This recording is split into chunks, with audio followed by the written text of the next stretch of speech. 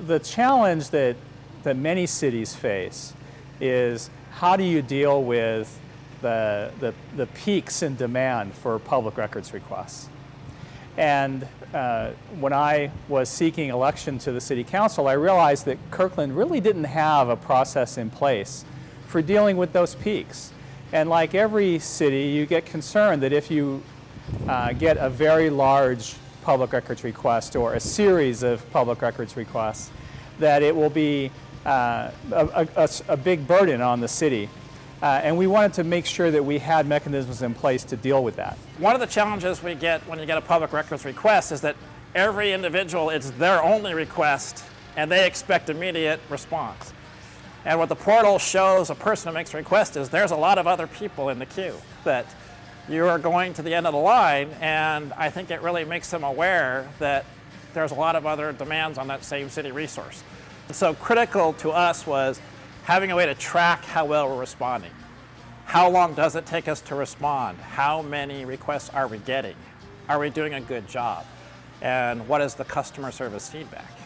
And so what we have is a series of queues that allow us to track when a request came in, where it falls on the list, how fast we responded to it, and if it took a while, why did it take a while? And then we're able to present all that information to the City Council so they can say, we think we need to do better, or hey, we're doing a great job. And if they think we need to do better, then they can make a decision to allocate more resource. What's really innovative is the idea that we have multiple work queues, categories of records, and that we kind of rotate our time and energy through those so that if we get a single large or just a few large public records requests, it doesn't result in the more routine requests being inordinately delayed.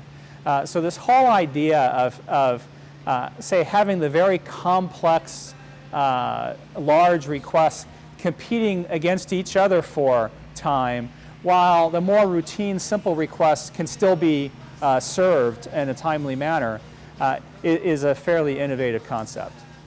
You know, the staff reaction has been really positive since we did it, because I think for the first time we're beginning to create some certainty in the world for the staff, which is we're saying there is now a framework and there is now an allocated level of resource, and we can start to tell you what the expectations of the city are for your response.